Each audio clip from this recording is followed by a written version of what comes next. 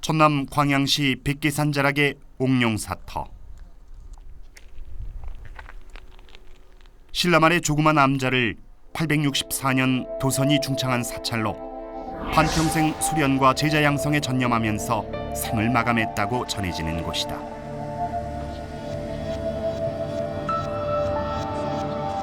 지금은 허허벌판으로 황량하게 남아있는 옥룡사터. 조선시대까지도 찬란한 역사를 자랑했던 옥룡사는 1878년 화재로 폐사된 후 금액이 끊겨 이제는 흔적조차 찾아볼 수 없다.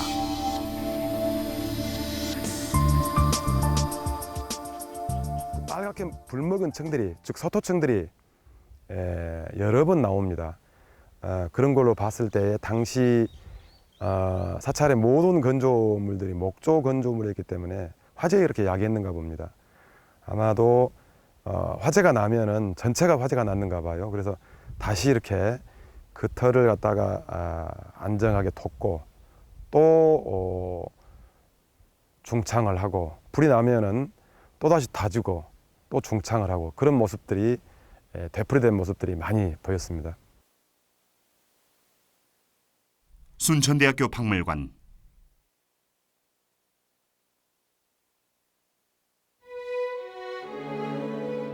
이곳엔 97년부터 진행된 옥룡사 발굴의 유물들이 전시돼 있는데 신라 말기부터 조선 후기의 유물까지 다양하게 선보이고 있다. 이는 옥룡사가 신라 말기에 조성돼 조선 후기까지 오랜 시간 대규모 사찰을 유지했다는 걸 가늠케 한다. 하지만 가장 놀라운 유물은 일명 비석거리라 불리우는 도선국사와 그 제자 통진대사의 부도토를 발굴하던 중 발견됐는데,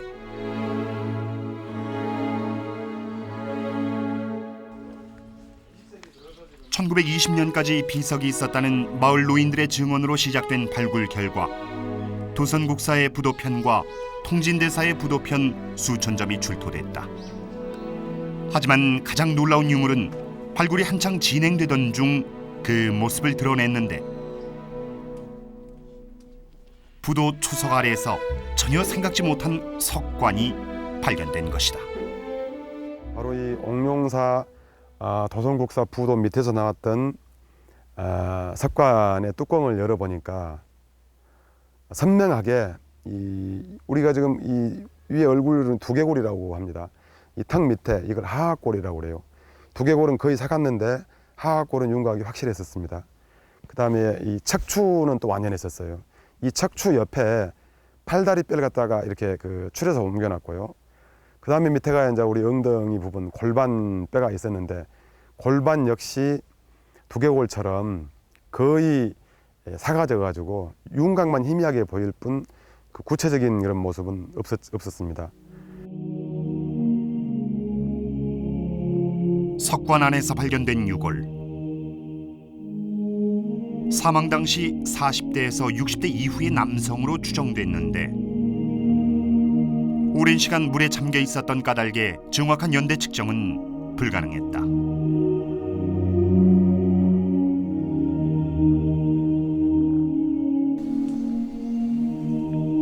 그동안 문헌에만 존재했던 선각국사 도선의 부도. 이번 발굴을 통해 그 실체를 확인할 수 있었다. 하지만 인골의 주인은 정확히 밝혀지지 않고 베일에 가린 채 지난 2002년 다시 땅속에 묻혔다.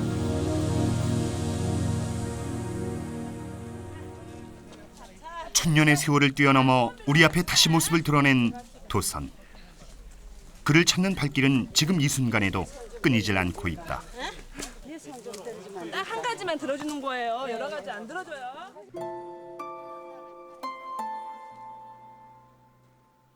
호남의 소금강 영암 월출산 자락에 위치한 천년고찰 도갑사. 이곳엔 위대한 선승이자 우리 민족만의 독특한 풍수를 확립한 도선국사의 영정과 그를 기리는 전각이 있는데, 왜 이곳 영암에 도선국사를 기리는 국사전이 있는 걸까?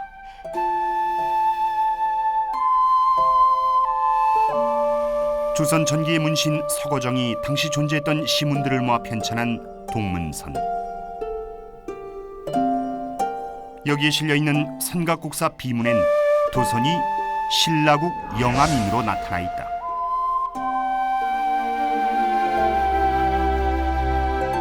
(1663년) 조선 효종 때 세워진 도갑사 도선 수미비.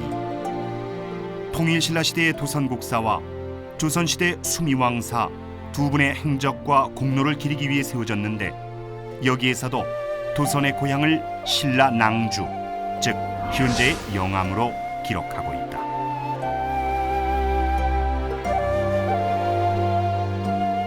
빼어난 산세와 아름다운 풍광을 자랑하는 월출산. 그 기슭에 자리하고 있는 성기동은 백제의 선진 문물을 일본에 전해 일본 아스카 문화의 시조로 추앙받고 있는 왕인 박사와 도선국사의 탄생지로 알려져 있는데, 최근 발굴 결과 이곳은 선사시대에 이미 부락을 형성했었던 것으로 조사됐다.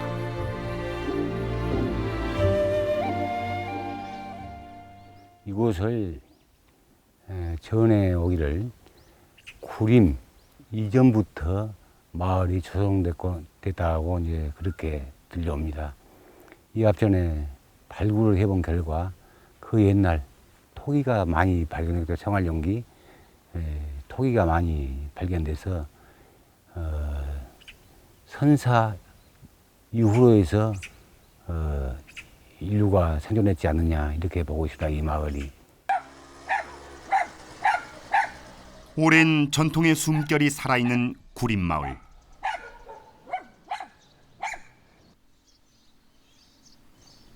마을 한편에 작은 동산처럼 자리하고 있는 한 바위, 바로 국사암인데, 고려시대 법계 가운데 가장 높은 위치인 국사로 추정된 도선의 탄생 설화를 지니고 있다. 도성국사의 어머님이 도성에서 태어났을 때 처녀 몸으로 태어났다 해가지고 주변의 시선을 부모님들이 나무래가지고 이곳에다가 도성국사를 벌리는 곳입니다. 그래서 국사가 된 후로 여기를 도성국사 바위라고 그러죠. 그래서 지금은 국사암이라고 이제 명명하고 있습니다. 신라시대 말 영암 성기동. 빨래하던 한 처녀가 오이를 먹고 그날 바로 임신해 한 아이를 낳았다. 하지만 소문을 두려워한 여인은 며칠 후 이곳 바위에 갓난아기를 내다버렸는데, 사흘이 지나 다시 그곳에 가보니 수십 마리의 비둘기들이 모여 아기를 보호하고 있었다. 이에 여인은 아기를 다시 데려와 지극정성으로 키웠다고 한다.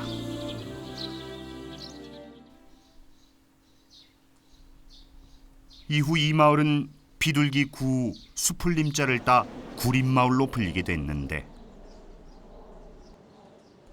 이곳에 독실한 불교 집안에서 자란 도선은 유년 시절부터 불교를 가까이에서 접해오다 15세 되던 해 월유산 화엄사에서 출가한다.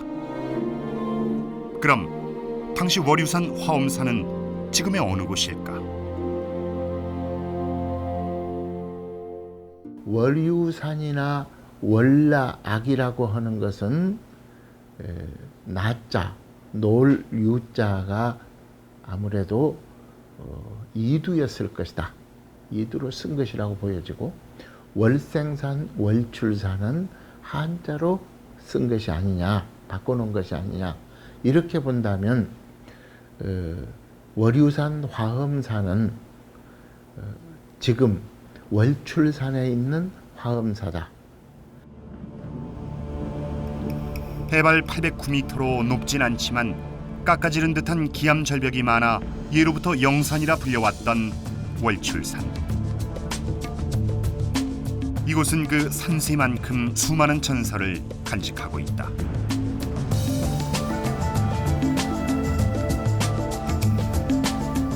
도선국사가 처음 불교에 입문한 월출산 화엄사. 현재 월출산엔 화엄사의 흔적이 전혀 남아있지 않다.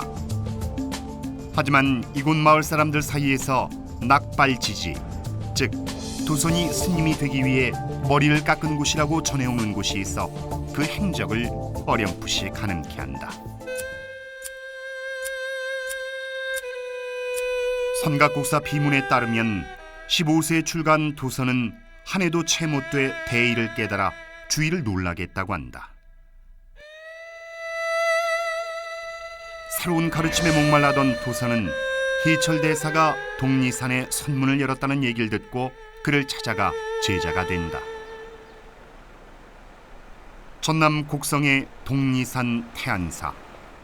통일신라 경덕왕 원년에 창건됐는데 이곳에 당나라 유학을 마치고 귀국한 희철 선사가 9개 산문의 선맥, 즉 구산 선문의 한 갈래인 독리산문을 열었고 당시 새로운 사상을 찾던 도선을 비롯한 많은 학인들이 이곳으로 몰려들었다.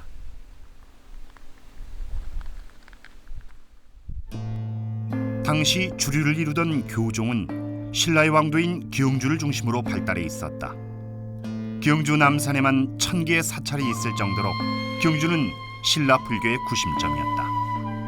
하지만 천년왕국 신라가 혼란기를 겪으면서 불교에도 큰 변화가 일기 시작했는데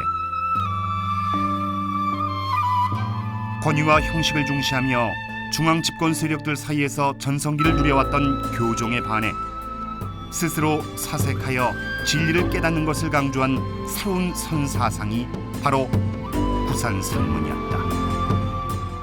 교종하고 어떤 대립관계에 있었기 때문에 중심지는 들어갈 수 없었죠. 지방의 어떤 호족이라든지 이런 한적한 곳에 배치될 수밖에 입지할 수밖에 없었고, 또 하나는 선문이, 그러니까 선종이 가지는 어떤 사상적 속성 때문에 그런데 교종하고는 달리 선종은 삼선을 위주로 하거든요.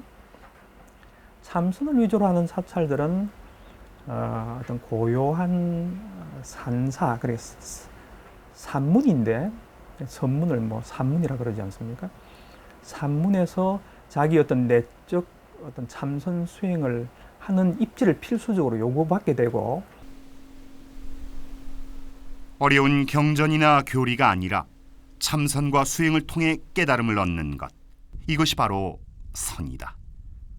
선종은 누구나 깨달음을 통해 부처가 될 수 있다는 사상으로 불교계의 새로운 흐름이었는데 당시 지배 세력을 중심으로 권위주의에 치우쳐 있던 교종에 대립되는 혁신적인 개혁이었다.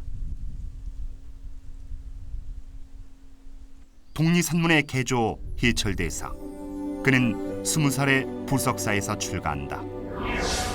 이후 당나라로 유학가 중국 선종불교의 원류 서당 지장대사의 문화에서 수학하면서 선종을 접하게 되는데 귀국 후 독리산 태안사에서 입적할 때까지 머물며 선종을 전국적으로 확산시킨다.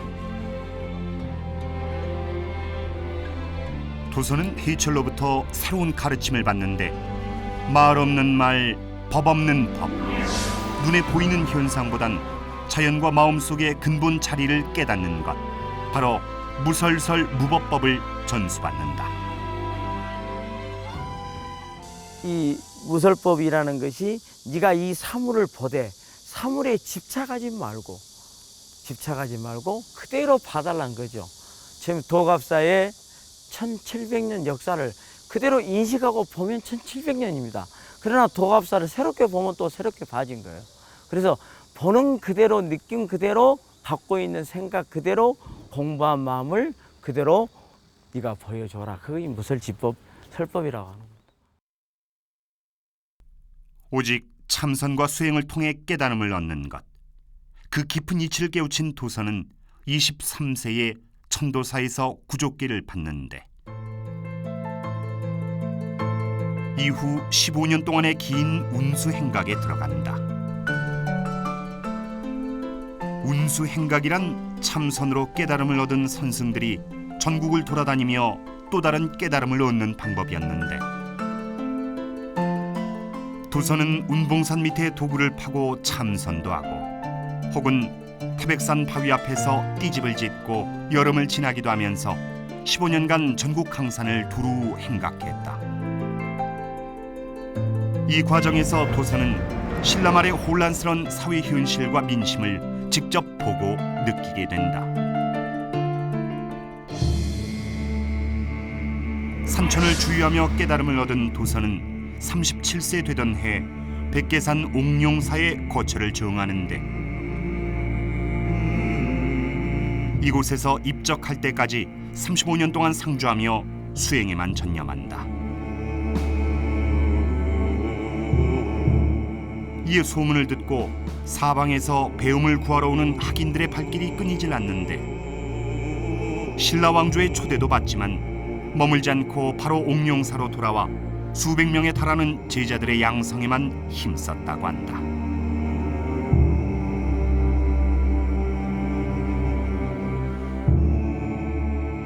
옥룡사를 중창한 후 신라말 개혁사상의 중심인 선종불교의 맥을 펼쳐나갔던 도선국사. 그는 898년 신라 효공왕 2년에 72세의 나이로 열반에 든다. 입적 후 도선은 신라 왕조로부터 선사로 추증된다. 하지만 정작 도선은 고려 시대에 더 높게 평가를 받는데 고려 현종은 도선을 대선사로, 숙종은 왕사, 인종은 삼각국사로 추증해 그의 높은 덕을 기렸다.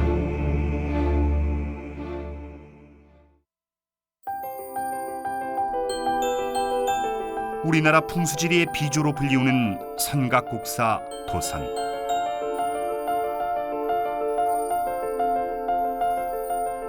도선의 고향 영암 도갑사에선 도선국사의 뜻을 기리기 위해 매년 10월 도선국사 문화예술제를 개최하고 있는데 법력이 높은 선승으로서 또 풍수의 대가로서 그를 기억하고 찾는 발길은 해를 거듭할수록 늘고 있다. 그렇다면 도선 이전의 우리 민족의 풍수 사상은 어떤 모습이었을까? 어떤 뭐 마을의 지형이라든지 혹은 뭐 수도라든지 뭐 반월성 그런 표현도 있으니까요. 수도라든지 혹은 뭐 어떤 지명 같은 것을 모양으로 비유해서 그렇게 이제 설명하는 것이 있었는데 그거는 풍수라기보다는 풍수적인 사고관념이라고 보는 게 이제 옳고요. 그 이후에 이제 그 중국의 풍수가 신라 말 경우에 들어와서 그것이 주로 왕도를 중심으로 경주를 중심으로 이제 형성이 되고 퍼져나간 것이죠. 신라의 천년고도 경주.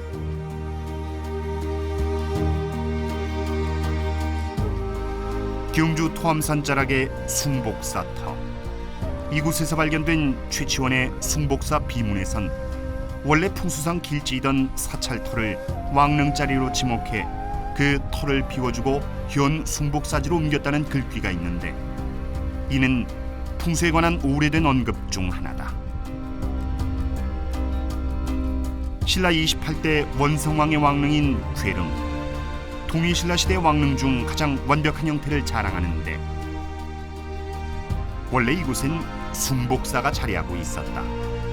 하지만 원성왕이 죽자 풍수적으로 뛰어난 이곳에 그의 릉이 들어서게 됐고 숭복사는 현재의 터로 옮겨 다시 세워졌다. 이처럼 도선 이전의 풍수는 당시 불교와 마찬가지로 귀족 중심의 사상에 머물러 있었다.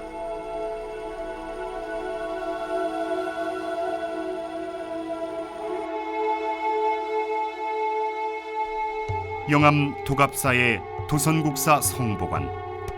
이곳엔 도선과 관련된 다양한 유물들이 전시돼 있는데 당시 도선은 어떤 경로로 풍수를 접하고 자신만의 독창적인 풍수 사상을 발전시킬 수 있었던 것일까?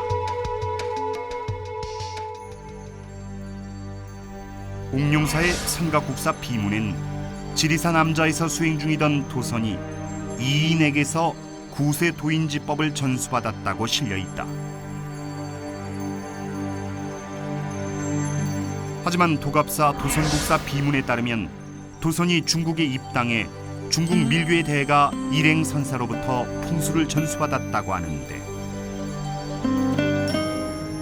삼각국사 비문은 고려 중기인 1172년에 조성된 반면 도갑사 도선국사 비문은 조선 중기인 1663년에 조성됐을 뿐 아니라 일행선사와 도선의 활동 시기도 150년 정도 차이가 나 도선의 입당설은 연대적으로 모순이 많다.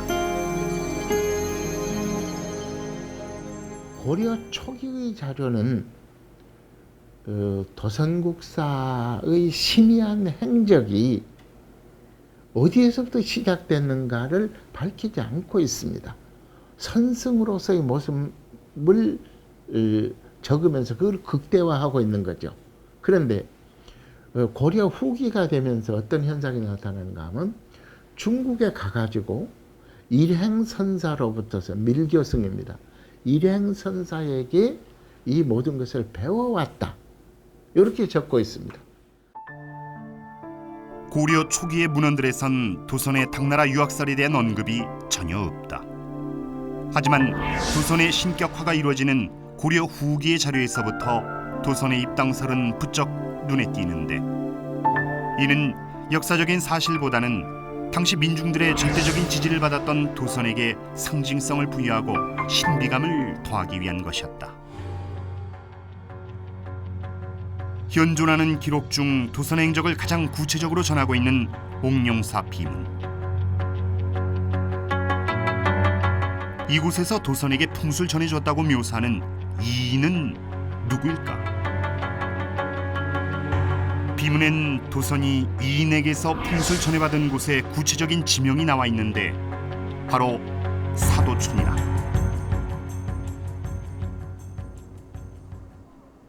전남 구례군 사도마을.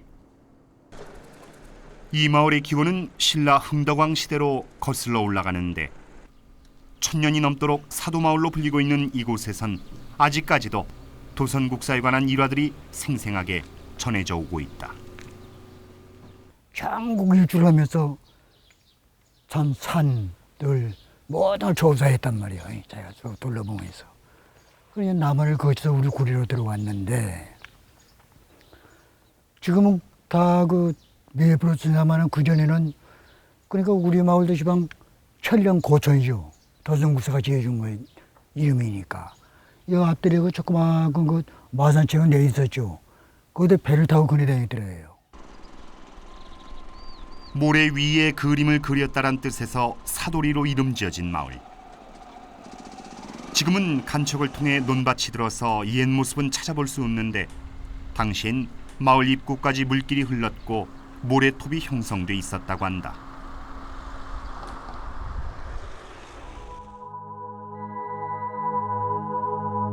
지리산의 물줄기가 흐르는 섬진강 마을에서 이인에게 음양 오행지수를 전수받아 자신만의 독특한 풍수를 만든 도선. 과연 그에게 풍수를 전한 이인은 어떻게 해석해야 할까? 먼저 도선이 태어났던 영암의 당시 지리적 위치에 주목할 필요가 있다. 당시 영암은 중국과 일본을 잇는 중요한 해상 교통로이자 무역의 중심지였다.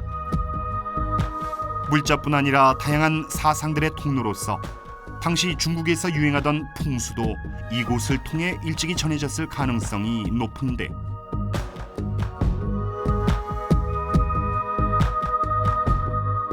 이런 영암의 지리적 환경에서 도선이 풍수를 일찍이 접할 수 있었을 거란 추론이 가능하다. 그 지리산은 지금 영암하고 그렇게 이제 공간적으로 멀지 않은데 영암은 이제 대당 교역항으로 상당히 중요한 곳이었기 때문에 당시 영암은 상당히 이제 중국 문화와 지식이 이제 정보가 많이 들어왔던 곳이고, 따라서 당연히 풍수서도 이제 들어와서 그 인근에 이제 퍼져 나가면서 지리산에서 이제 수련하거나 혹은 수행하는 지식인에 의해서 흡수가 되고 그것이 도선에게 전수되었을 것이다. 다음으로 도선의 스승인 희철 선사에 주목하는 학자들도 있다. 희철은 일찍이 헌덕왕 13년에 당나라로 건너가 중국 선종불교의 대회가 서당 지장선사로부터 법통을 이어받았다. 그 당시 당나라에서 크게 유행했던 사상이 바로 풍수. 이런 배경에 따라 풍수를 접한 해철이 도선에게 중국 풍수 이론을 간접적으로 전했을 것이란 추측도 가능하다.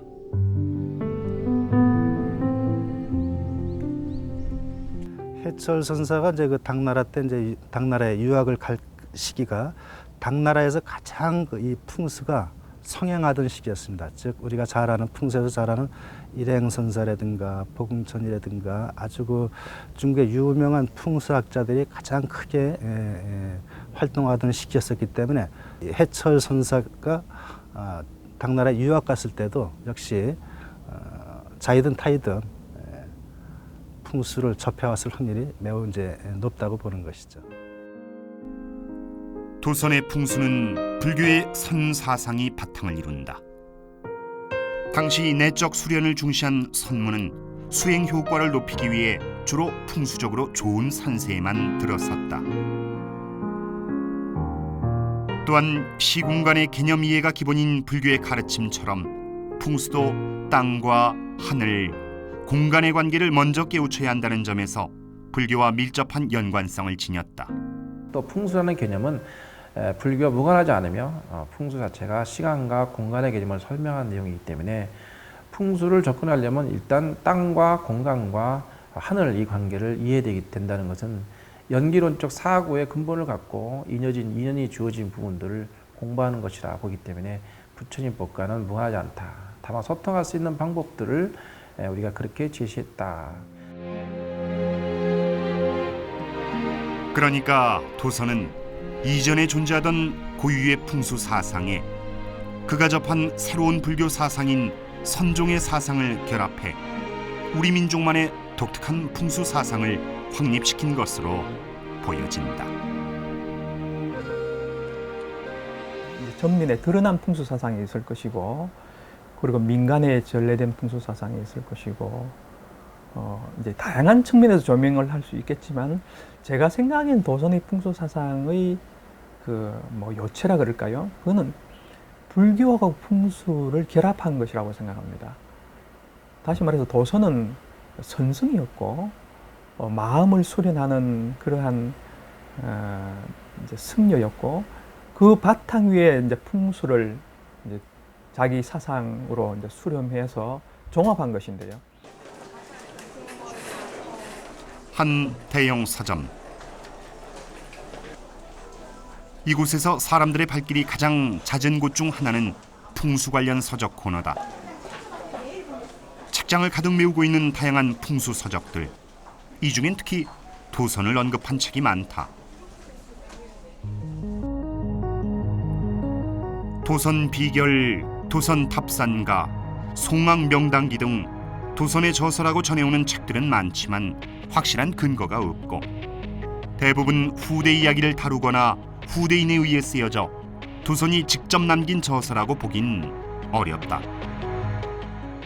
도선국사를 훌륭한 인물로 왕실에서 조정해서 일반 백성들 사이에서 숭앙을 하고 있기 때문에 여기에 가탁된 많은 자료들이 그러니까 풍수, 지리, 예언서 이걸 또 도참서라고 합니다만 이런 것들이 유행을 했고 이 유행을 했던 것은 한결같이 이 도선국사 이름에 가탁됐던 것이라고 보아집니다. 도선에 관한 다양한 기록들이 남아있는 고려사. 고려사엔 삼각산 명당기, 도선기, 도선빌기 등 도선의 저서에 대한 언급들이 수차례 나온다.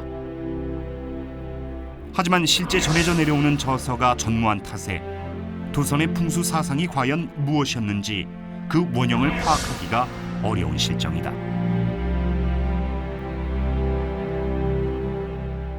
하지만 다행히도 고려 후기 괴년이 지은 고려국사 도선전에 도선의 풍수 사상을 짐작할 수 있는 구절이 나온다. 바로 비보다. 사람에게도 여러 가지 병이 있게 되면 그걸 의사가 첫째 진단을 하죠. 진맥을 내서 무슨 병이다. 그 다음에 거기서 끝나는 것이 아니고 그러면 어떻게 치유를 해야 한다. 뜸을 놓거나 또는 뭐 침을 놓거나 약을 복용하거나 그 방식 그대로 도선국사의 그 풍수이론에 나타납니다. 즉 지나치게 기가 센 곳은 그걸 눌러줘야 하겠고 지나치게 약하다고 한 곳은 그걸 북돋아줘야겠고, 또 기가 흘러간다고 생각하는 곳은 그 흘러가지 않게끔 연못을 판다든지 이러한 방법들. 사람이 만약 병이 들어 위급할 경우 곧장 혈맥을 찾아 침을 놓거나 뜸을 뜨면 곧 병이 낫는 것과 마찬가지로 산천의 병도 역시 그러하니 절을 짓거나 불상을 세우거나 탑을 세우거나 부도를 세우면 이것은 사람이 침을 놓거나 뜸을 뜨는 것과 같다. 이를 비보라 한다.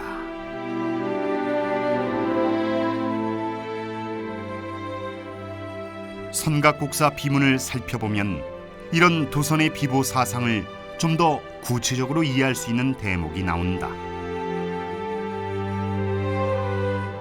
도선이 지리산 이인에게서 산천 순역지세를 살피는 방법을 전수받았다고 나오는데, 산천 순역지세란 산천의 형세를 통해 땅을 순과 역으로 파악하는 방법이다. 산천 순지세라 함은 산과 강이 마을을 감싸고 흘러 사람들이 재해 없이 살 수 있어 살기 적합한 곳을 말한다. 그러나 산과 강이 서로 등지고 흐르면 이로 인해 자연재해나 홍수가 많아 사람들에게 해를 미치는데 이것이 바로 산천 역지세다.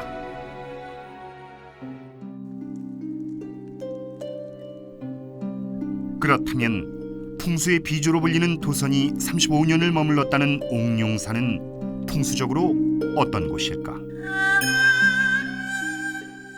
일단 저 백계산 정상에서부터 보게 되면은 굉장히 이 절터까지의 이 용세가 굉장히 힘차게 역동적으로 내려왔다 이렇게 볼 수가 있습니다. 그리고 현재 보시다시피 절터는 제비둥지 같이 이렇게 오목한 형태를 갖추고 있거든요. 그리고 풍수용어로는 우리가 와혈의 형태를 갖추고 있다. 그래서 이렇게 복조리 같은 형상을 하고 있기 때문에 바람을 막고 이렇게 안온하게 할 수 있는, 길을 편안하게 할 수 있는 그러한 장소라고 말씀드릴 수가 있습니다. 옥룡사터는 풍수적으로 나쁜 곳은 아니지만 도선이 선택한 명당이라고 하기엔 허점이 많다. 좌청룡에 해당하는 부분이 함몰돼 있고 절터 앞쪽으로 기가 빠져나가는 약점을 지니고 있다. 옥룡사에서 빼어난 경관을 자랑하는 동백림. 지난 2007년 천연기념물로 지정됐는데 우리나라 남부지방 사찰림의 전형인 이곳은 단순히 경관을 고려해 조성한 것이 아니라 도선의 비보 사상을 보여주는 흔적이다. 이 터의 입장에, 절터의 입장에서 보게 되면은 그 두 지점이 가장 취약한 부분이라고 얘기할 수가 있습니다. 즉 좌청룡 부분은 깊이 함몰해가지고 청룡백호의 균형이 맞지를 않고 그런 부분을 동백나무를 많이 심어가지고 보완하고자 했던 것이고요. 또 이 앞에 수구 부분은 급경사가 져가지고 물이 급하게 쓸려져 내려간다는 그런 아주 이 단점이 있습니다. 그것을 보완하기 위해 가지고 물의 흐름을 단속하기 위해서 동백나무를 겹겹이 빽빽하게 심어가지고 비보 풍수를 했던 것이죠. 이런 비보 사상은 도선국사의 부도터에서도 찾아볼 수 있다. 원래 도선의 부도가 세워진 터는 함몰된 형세로 풍수적으로 좋지 않았다. 하지만 그는 이곳에 부도터를 잡아 그 결점을 보완해 인근 지역을 사람이 살기 적합한 산천 순지세로 바꿔놓은 것이다. 도선의 스승인 희철 선사의 부도터에서도 이런 비보 사상을 엿볼 수 있다. 이런 흔적은 당시 구산 선문의 사찰에서도 많이 발견되는데 이를 통해 도선의 비보 풍수가 이미 도선 당대에 많이 확산돼 있었음을 알 수 있다.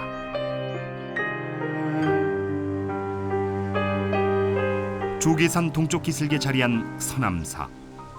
천하 제1의 명당으로 꼽히는 이곳에도 도선의 비보 사상의 흔적이 남아있다. 서남사의 가장 북쪽에 위치한 각황전. 도선국사는 이곳에 동쪽의 허한 길을 북돋기 위해 철불상을 모셨다고 한다.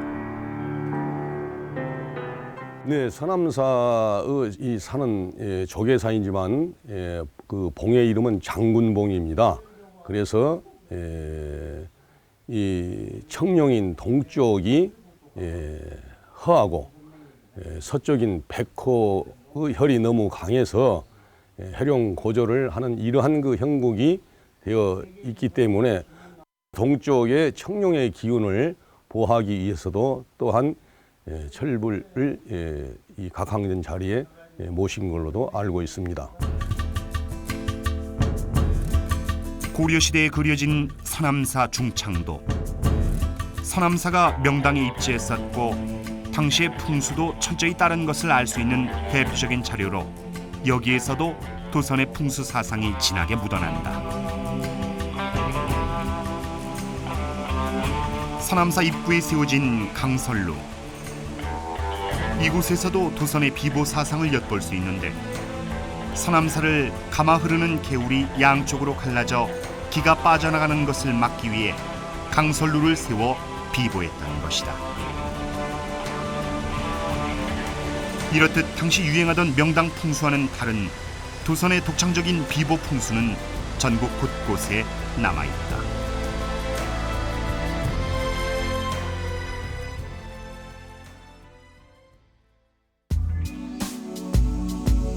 그렇다면 도선은 어떤 과정을 거쳐 우리의 풍수를 대표하는 인물로 자리 잡게 됐을까?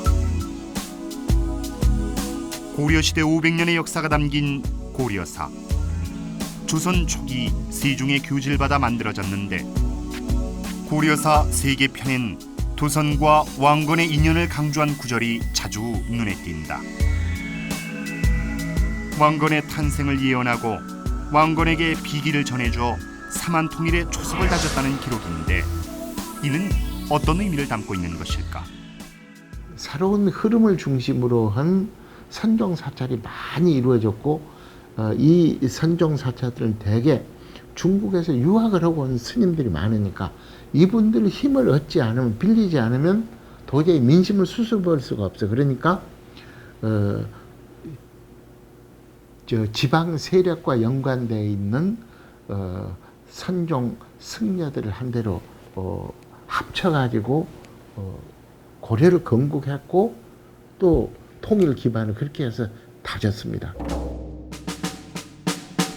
통일신라 말 골품제 중심의 폐쇄적인 지배 체제가 무너지면서 신라, 후백제, 고려로 분열됐는데 이런 혼란기에 분열된 사만의 통일을 이룬 이가 바로 왕건이다. 하지만 영토의 통일을 이룩한 왕건에겐 민심의 안정이 가장 우선이었다. 이를 위해 그는 당시 민중의 절대적 지지를 받았던 도선과의 인연을 강조해 백성의 신뢰를 이끌어냈던 것으로 보인다.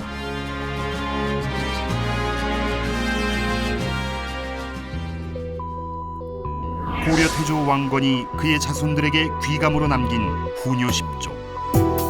사찰을 지을 때는 도선의 풍수지리 사상에 의거해 지어야 한다는 제2조를 포함해 후뇨 10조는 전체적으로 도선의 풍수 사상을 바탕으로 하고 있다.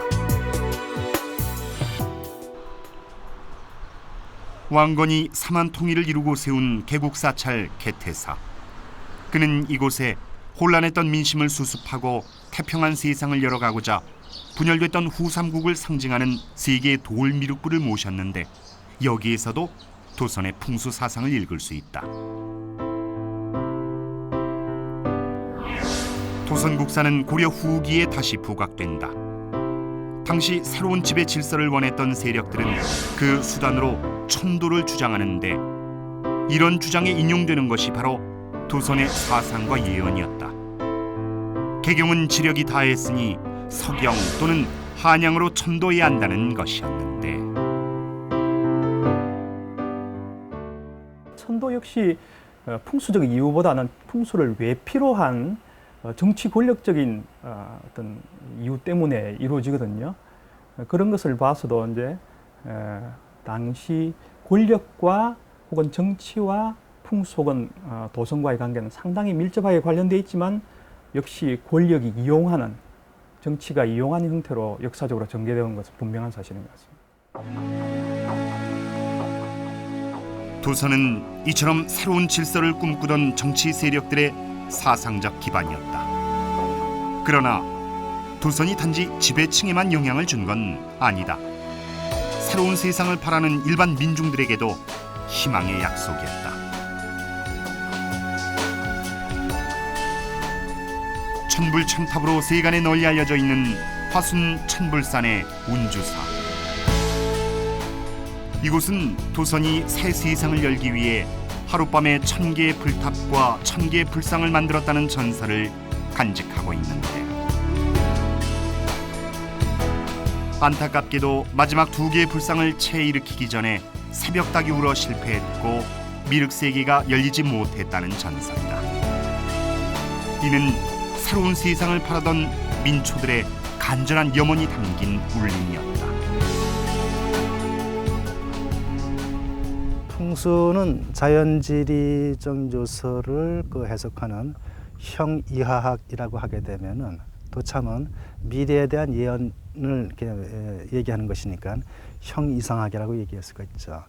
두 개는 서로 굉장히 다른 것이지만은 땅에 대한 믿음과 또 미래에 대한 기대 심리가 서로 습합되어 가지고 풍수 도참으로 변형된 것이 아닌가 이렇게 생각하고 있습니다.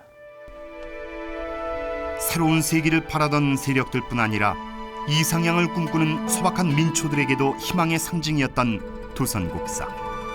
이처럼 시대와 계층을 망라해 도선은 큰 영향을 미쳤는데, 우리 민족에게 도선은 다양한 형태로 해석돼 왔다. 역사에 실제했던 도선, 그리고 사람들이 각각 자신의 처지에 맞게 투영시킨 상징으로서의 도선이다. 그 필요한 것을 자기가 말하면 그게 설득력을 얻지 못하니까 도선국사라는 이름을 빌려서 하면 설득력이 있게 되죠. 그래서 지금까지 전해오는 것은 도선국사 그 자체의 어떤 창작품이 아니고 민중의 우리 국민들의 집합된 지혜의 그 결과물, 바로 그게 그 도선국사의 풍수, 소위 말해 비보풍수라고 저는 생각을 합니다.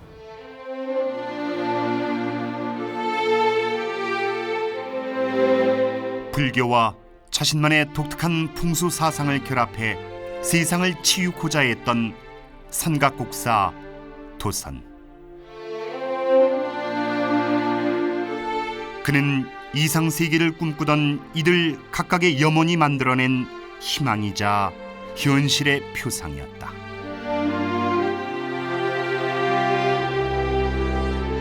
그리고 오늘도 새로운 세상을 꿈꾸는 많은 이들의 갈망이 1000년 전 잠든 도선을 깨우고 있다.